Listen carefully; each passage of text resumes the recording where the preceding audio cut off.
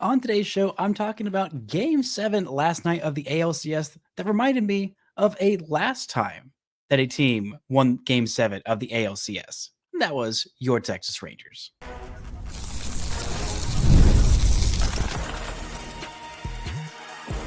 You are Locked On Rangers, your daily Texas Rangers podcast, part of the Locked On Podcast Network, your team every day. You are locked onto the Texas Rangers, the first and best daily Rangers podcast. I'm Bryce Patrick, a cripplingly addicted Texas Rangers fan, covering this team for 12 seasons, including all 7 as the founder and host of this podcast. Thank you all so much for making Locked On Rangers your first listen every single day. If you're not already, you can follow me on Twitter at Bryce Patrick. You can follow the show at Locked On Rangers. Hit subscribe on your favorite podcasting platform and on YouTube, where the best way you can help grow the show is to comment nearly any single thing below. Now, on today's show, we're talking about Game 7, reminiscing about 2023 ALCS Game 7, and we're taking a look at Jacob deGrom's season as a whole. Before we get into all of that, today's episode is brought to you by Gametime. Download the Gametime app, create an account, and use code LOCKEDONMLB for $20 off your first purchase.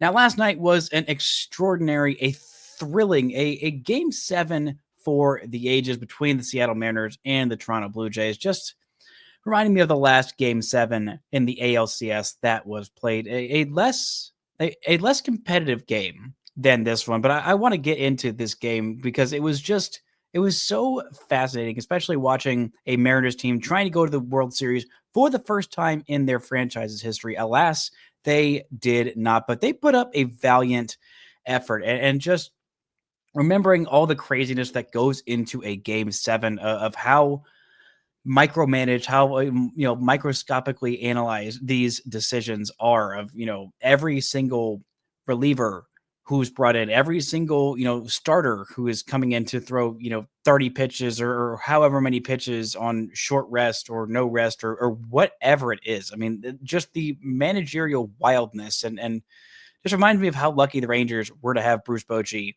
in that postseason run in 2023. And I'm curious to see how it's going to how Skip Schumacher would handle a situation like this. But just remembering the finality of a Game 7, the nerves going alongside that. I mean, these star players, they stepped up. I mean, shout out to the Seattle Mariners for getting this far, for repping the AL West well, and making it all the way to a Game 7 against the eventual American League champion Toronto Blue Jays, which if you had told me that heading into this season, I think I picked the Blue Jays to finish last in the AL East. And here they are walking into the World Series against the Dodgers for maybe the fate of baseball in 2026 and beyond. Maybe. I don't know. I feel like Jeff Passan's article, which he wrote before the NLCS, saying that if the Brewers were able to topple the Dodgers, then maybe it would save baseball from a season-long lockout, with these owners trying to put on a luxury, more than just a luxury tax, an actual honest-to-God salary cap, which the luxury tax kind of almost functions as, but is just such an integral part in baseball's identity that they will fight tooth and nail and maybe even kill the sport over trying to keep a cap out of baseball. But I digress. This was an incredible game, a back and forth game, and just some incredible heroic performances by George Springer, a 3-run bomb, just electric. I had no stakes in this game, and I was jumping off the couch when George Springer connected with that baseball. I was also wondering, why the heck is Bizardo coming in here? I mean, George Kirby starting that game, and after a shaky first inning, just being nails. And the weirdness of the Seattle season, it's another thing that makes me so frustrated with this Rangers season, is that the Seattle Mariners offense was good this year. It was a bit streaky and a bit too reliant on the home run ball and a bit too strikeout prone, which has been their problem for many, many, many, many, many years. That is all solo homers or nothing. This year it was a lot more 2 and 3, and you get 60 home runs from Cal Raleigh. You're going to hit a lot of home runs as a team. But the pitching staff for the Seattle Mariners team was not nearly as good as it's been in years past. For the last 3-4-ish years, it's been pretty comfortably, at least in the aggregate, that the Mariners had the best pitching staff in baseball, had the best rotation in baseball. And the Rangers took that from them this year. The Rangers had the best rotation in baseball. I mean, guys like George Kirby, I mean, he was for the last 3 years, not this year, but for the last, 3 years from 2022 to 2024. I mean, this guy was a top 20 easy starter in all of baseball. I mean, same with basically all of their homegrown starters. I mean, Luis Castillo had been fantastic. This year he was, pretty awful. Brian Wu was great this year. I mean, Bryce Miller was awful this year. I mean, the guys who had got them there, guys like Logan Gilbert, guys like George Kirby, just were kind of shaky and hurt this year. And the Rangers could have taken advantage of that and made it to the postseason. Because, I mean, also another thing I take away from this Game 7 is how lucky the Rangers are to have Jacob deGrom and Nathan Eovaldi. I talked about Evo and his season on yesterday's show.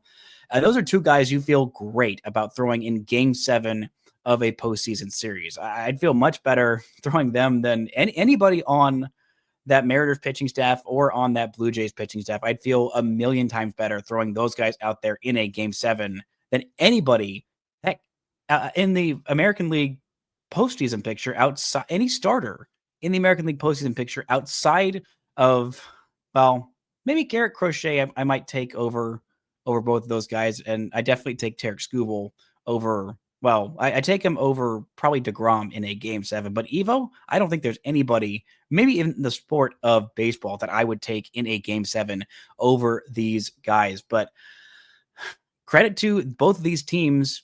The reason they got here is because they made these aggressive trades at the deadline. It is just such an important thing to just go for it. When you've got a team that's good enough to win it all, which both of these teams are good enough to win it all. They're both good enough to beat the Dodgers. Will they? I don't know. I hope so, just for parity and for lack of a 2027 lockout. I do not want to spend a full year without baseball. That would be horrendous. But just getting the guys that they needed. Toronto's pen was just so undermanned the entire season, going out and trading for Louis Varland, for Sir Anthony Dominguez. I mean, going and signing Jeff Hoffman. I mean, Jeff Hoffman, who was the best reliever in baseball for the first 6 weeks of the season, then was just a home run machine for the next 5 months of the season. And then here in the postseason has been nails, a 1.23 ERA, a 1.23 ninth inning, strikeout, strikeout, strikeout to finish this thing off. And I mean, Julio performed well in the first part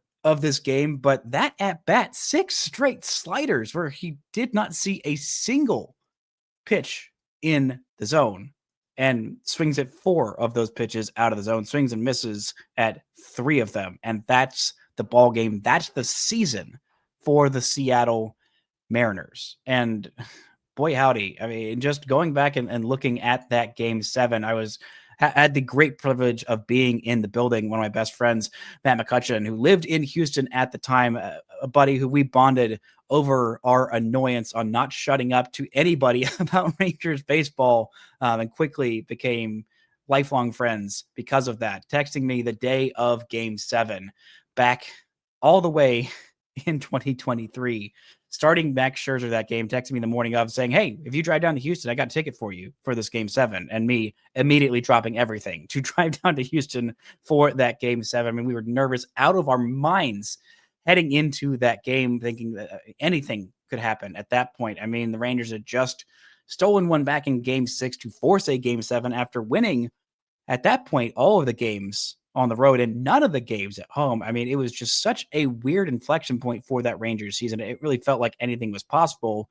And then once Corey Seager hit that home run against Christian Javier, it seemed like all but a sure foregone conclusion that the Rangers were winning that dang thing. But going back and watching it earlier this morning, I was reminded that, it was kind of close for at least the first 3 innings. I mean, it was a 4-2 ball game. It was nearly a 4-3 ball game back in the bottom of the 3rd inning. And then God bless the Astros for leaving the man, the myth, the legend, JP France out there to just die out there on the hill in Game 7, giving up those 4 runs. And by that point, it was done. It was done and dusted. Jordan Montgomery and Max Scherzer combining to cover those first 5 innings. And then the bullpen trio that carried the Rangers all throughout that postseason series of Spores, Chapman, and Leclerc, locking that thing down and getting the greatest Game 7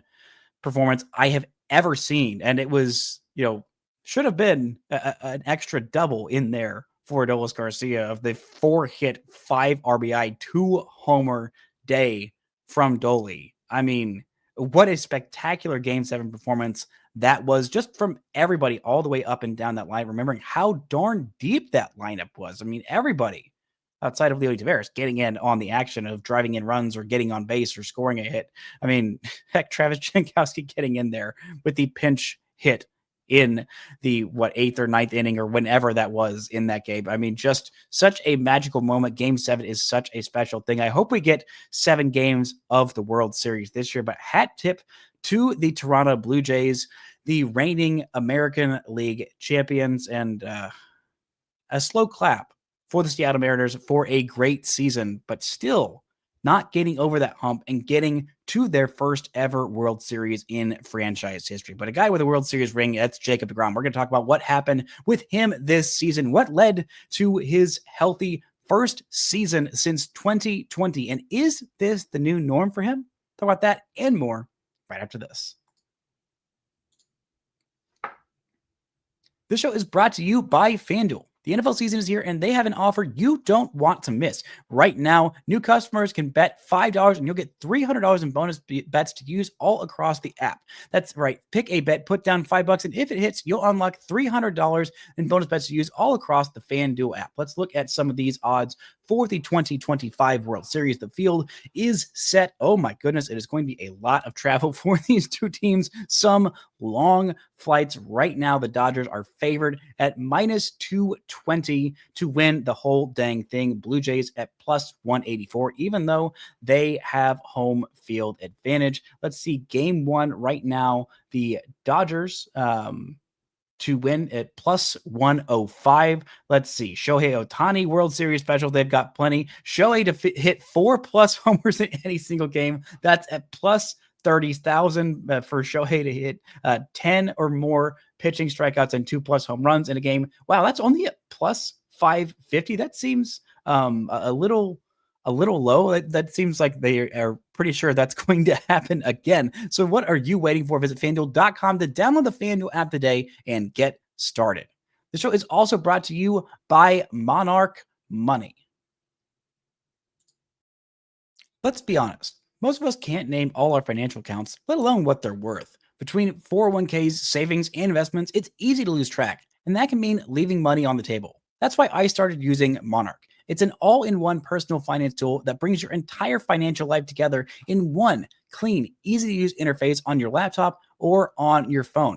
It's helped me organize my accounts, track my spending, and get a better handle on my investments without ever touching a spreadsheet. I love that I can review everything with my partner, see our shared goals, and make better financial decisions together. Don't let financial opportunities slip through the cracks. Use code LOCKEDONMLB at monarch.com for 50% off your first year. That's monarch.com, code LOCKEDONMLB for half off your first year. Shout out to the everydayers making Locked On Rangers your first listen every single day. On tomorrow's show, I'll be back and talking about Wyatt Langford's season, taking a deeper dive into the numbers, what went right, what went wrong for the Rangers' young, budding, hopefully eventual, I'd say the 5+ win season grants you the title of superstar. But yes, their young superstar who is still so darn young. But one guy who was not young, is not young, but did have an incredible season is Jacob deGrom. In year 3 with the Texas Rangers, this is the season they finally get what they were hoping for from Jacob deGrom, and that is health. This guy, when he's on the mound, he is amongst, if not the best pitcher in baseball. This guy is just so darn dominant, and we saw that for the vast majority of this season, making the All-Star team for the first time since 2021. This is the first time he has started 30 more games since 2019, back when he won his second straight NL Cy Young Award. He is not going to win the AL Cy Young Award this year, but I'd imagine he finishes with some votes because this was a great season for Jacob deGrom. 30 starts, 172 and 2/3 innings. Those are the most impressive things about his season. He did basically what Jacob deGrom does with a 2.97 ERA, which I believe is the third fourth worst for a season. A 2.97 ERA in a full year is the fourth worst of his career.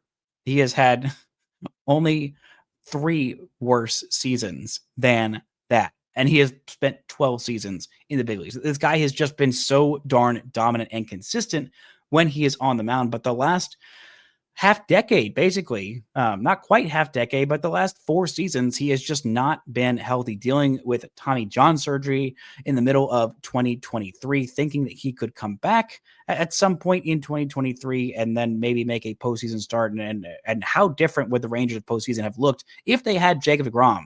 I don't think they would have gone to a Game 7 with those Houston Astros. Heck, I don't know how many games they even lose in the postseason if they had fully healthy Jacob deGrom actualized in that rotation. I mean, you have a postseason rotation of Evo, deGrom, Montgomery, and then whatever else is happening at that point with Heaney or Scherzer maybe at that point in Game 4s of that season. But this was just such a great season from Jacob deGrom, just seeing him healthy and on the mound. A 2.97 ERA, 185 strikeouts. I mean, 5 strikeouts per walk this year. He was exactly what he is, which is incredible, phenomenal, outstanding. In the first half, he was a lot better than he was in the second half. The numbers really kind of tailed off in a couple of games in August, and even down the stretch was a little bit tough for him. Or not August. August was fine, but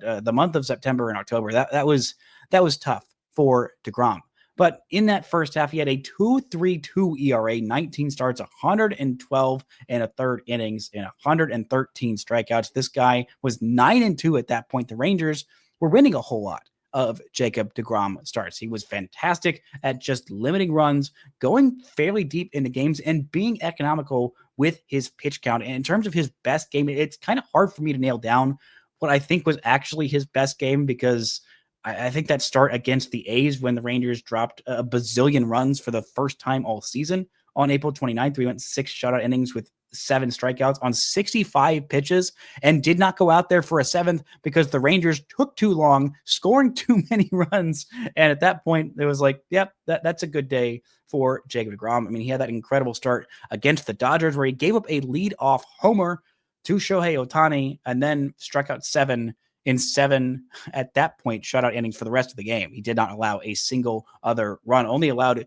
3 more base runners for the rest of that game against a Dodgers team that is in the World Series and might end up being the first back-to-back champs we have in Major League Baseball since 2000. It has been a long time since that happened, and their offense is really darn good, and he limited that offense. He had those 8 shutout innings against Houston in a crucial game. He had 10 strikeouts against the Tigers, who went on to make the postseason at that point. I mean, he had some great starts sprinkled in between there against the A's. I mean, against the Yankees as well. And then in the final start, one of these final starts of the season against Houston, that was where things started to take a turn for sure. But just getting 30 starts out of Jacob deGrom this year was his goal. It was what he said was his goal at the start of the season. Listed as 2.9 baseball reference word, which I think is kind of underselling what he did this year. If you have a sub-3 ERA, you made 30 starts, you pitched 170 innings,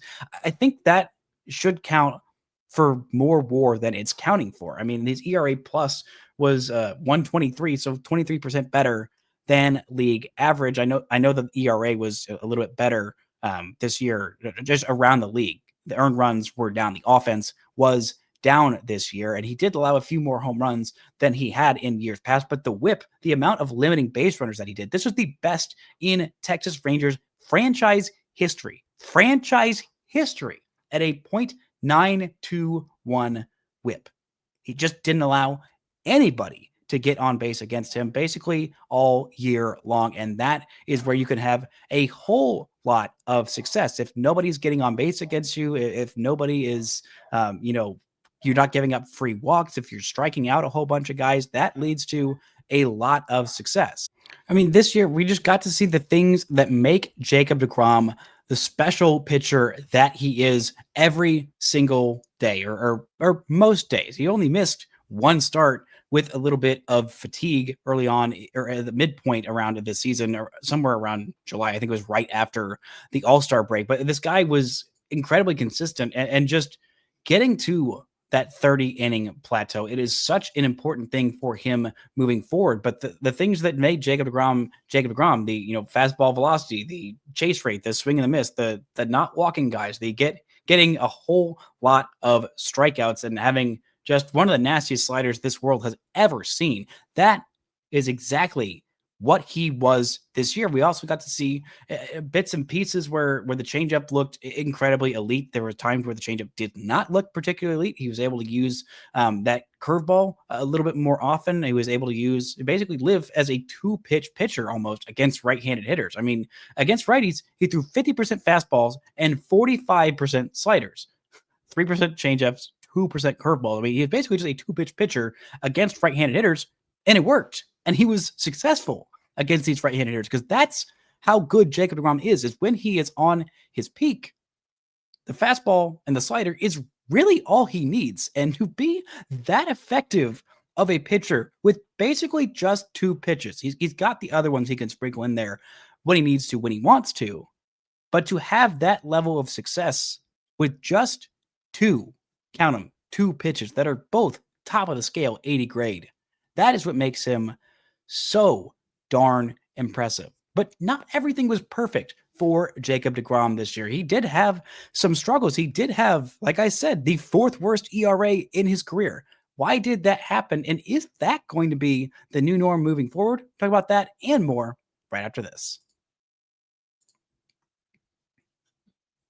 This show is brought to you by Gametime. There's nothing like catching a baseball game live. The energy, the crowd, the chance to see your team in person. But actually getting tickets, that's the tough part. Queues, login screens, surprise fees, it takes all the fun out of it. That's why I use Gametime, the app that gives the advantage back to fans. Gametime is fast, it's easy, and it's backed by the Gametime guarantee, so you'll always get 100% authentic tickets delivered on time and at the best price. Plus, all fees are included, so the price you see is the price you pay. I use Gametime to get multiple different tickets to baseball games this year. I had a lovely experience using Gametime. I got a concert I'm going to this week, and of course, I use Gametime to get tickets to that because it's not just baseball games, it's football games, it's basketball games, it's comedy, it's theater, it's concerts, it's whatever you want to get tickets to. Gametime has it, and it's the best way to get tickets. Download the Gametime app today, create an account, and use code LOCKEDONMLB for $20 off your first purchase. Terms apply. Again, that's promo code LOCKEDONMLB for $20 off. Swipe, tap, ticket, go. Download Gametime today. Shout out to everybody that's making Locked On Rangers your first listen every single day. On Thursday's show, I'll be back and talking about Adolis Garcia's season. I believe that is what I have scheduled at this point for that. No. I have Jack Leiter's season. That's what I'm talking about on that show on Thursday. So tune in. I've got a lot to say about Jack Leiter. But what went badly for Jacob deGrom this season? Well, it was not the health. That went very darn well this year, but the home run ball, it feels nitpicky to say, oh, what went wrong for Jacob deGrom? The guy who's 30 at his age 37 season made 30 starts, had a sub 3 ERA, but there were some starts that were subpar from Jacob deGrom. Now, the reason that the Rangers missed out on the postseason this year, it's not because Jacob deGrom had a few rocky starts down the stretch. That's not it. I mean, they don't get to that point of being close to 80 wins without Jacob deGrom and what he did this year. But there were some moments that were shaky, and I feel confident that they might be resolved next year. But there were some tough ones. I mean, in Seattle, giving up 5 runs in Seattle on August 3rd, right after the trade deadline, the Rangers had such a huge series. I mean, just that stretch right there, basically those 2 starts on that road trip, one in Anaheim, one in Seattle. Heck, there's a couple of starts in Anaheim where he just did not do well. The Rangers, lost a game on July 7th against the Anaheim Angels because Jacob deGrom gave up 3 runs. The Rangers gave him a big lead, and he still gave up 3 runs and only went 5 innings in that game against the Angels. And another game in Anaheim, 5 earned runs in 5 1/3 innings.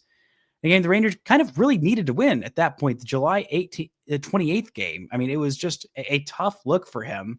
And then that game in Houston, Heck, the last 2 games against Houston were not particularly great for him. He gets charged with the loss on September 6th. The one game the Rangers lost in that series at home against Houston. That one wasn't as much on him as it was the bullpen completely imploding at the back end behind him, making it a completely unreachable game. And the Ranger offense were doing absolutely nothing against Houston in that Saturday game of that early series in September in Arlington against the Astros.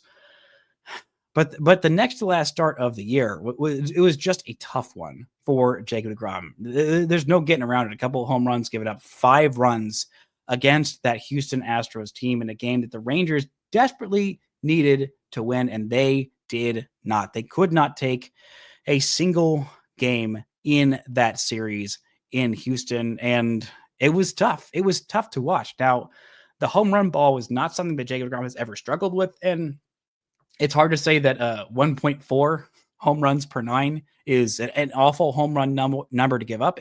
For anybody else, it's not, but that's the worst mark of Jacob deGrom's career. 1.4 homers per 9 is the worst mark of Jacob deGrom's career. The only time that was, particularly close, he had 1.3 homers per 9 in 2022, but that was, again, only 11 starts that year. He also gave up 1.3 homers per 9 in 2017, where he was not an all-star, but finished 8th in Cy Young voting. But that's it. Those are the only other times he has allowed more than 1 homer per 9. This guy does a great job of limiting the home runs, and a lot of those home runs, or at least a decent chunk of those home runs, maybe not all of them, maybe not even most of them, but a decent chunk of those were off the slider, which is an incredible pitch, especially against lefties. There were just some times where the ball would just hang a bit too much and lefties would tee off on it. I believe it was the first 8 or 10 home runs that Jacob deGrom led up that were all against left-handed hitters. I mean, he does a great job of limiting the home run ball, at least early on in this season. He did a great job of limiting the home run ball against righties, but finishes the year giving up 13 homers in the first half, 13 homers in the second half. The first half was 112 innings, and it was about half of that in the second. So a much higher home run rate, a 2.32 ERA in the first half, a 4.18 ERA in the second half, where he was very obviously fatigued. I mean, this guy had not pitched this level of workload in half a decade, more than half a decade at that point. It had been since 2019 that he had a 30 start season. He did it pretty consistently from 2019, from the start of his career till 2019. But for the last 5 years, he had not done that. So asking him to carry this level of workload was a lot. I thought the Rangers would do more to just skip starts every once in a while for Jacob deGrom, only missing 1 start this whole year and not having an IL stint at age 37, coming back from his second Tommy John surgery.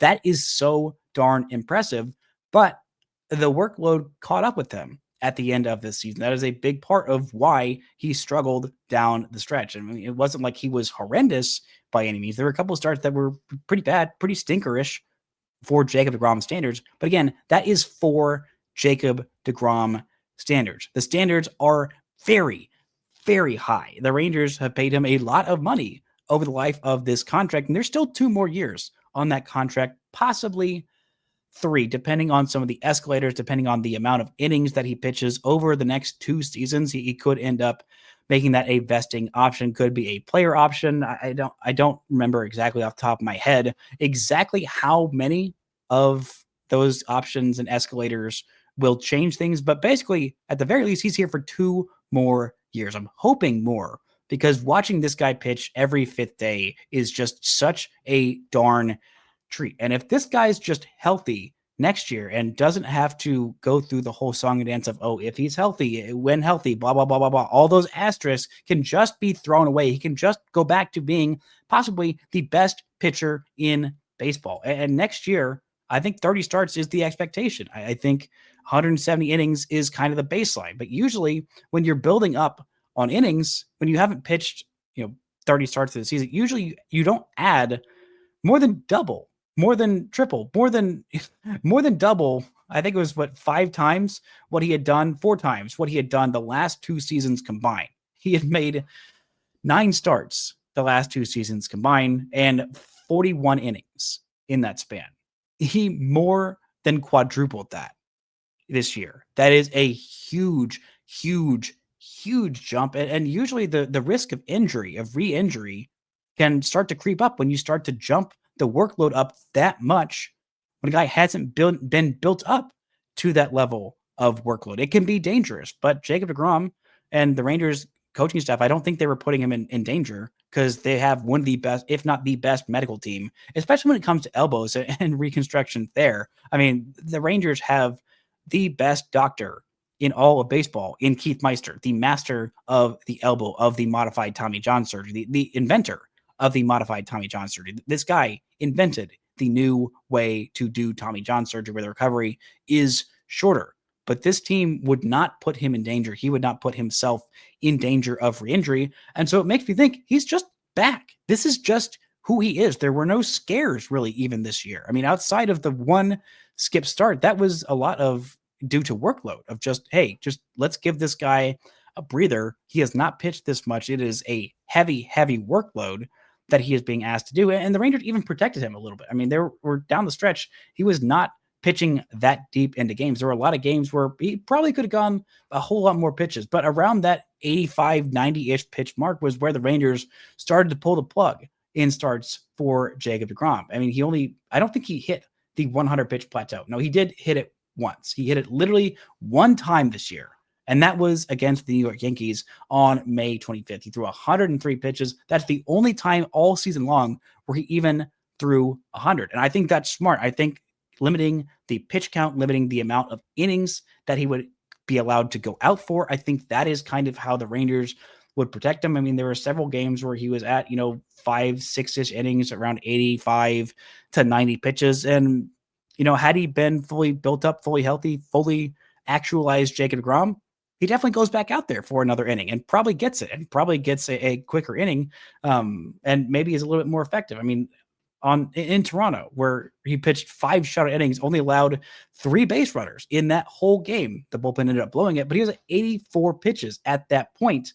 And the Rangers said, yeah, we gotta take you out because the 2 games before he had thrown 95 or more pitches. And it was like, okay, we gotta slow down the brakes. We gotta pause things just a little bit. Heck, even on August 31st, where he only pitched 5 innings there, he had not even to the 80 pitch plateau. He was at 79 pitches after 5 shutout innings against the A's. The Rangers offense did enough to be able to take him out of that game and feel comfortable about winning without using the A's side of the bullpen.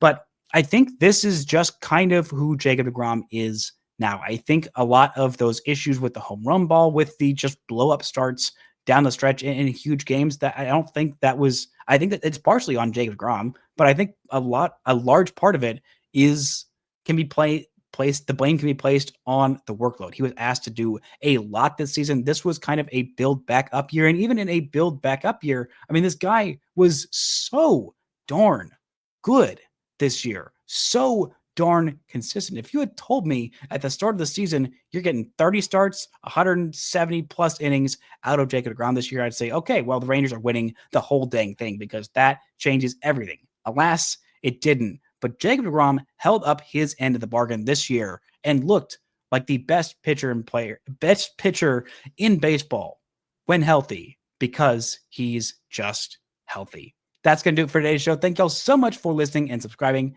And until next time, don't forget to enjoy baseball.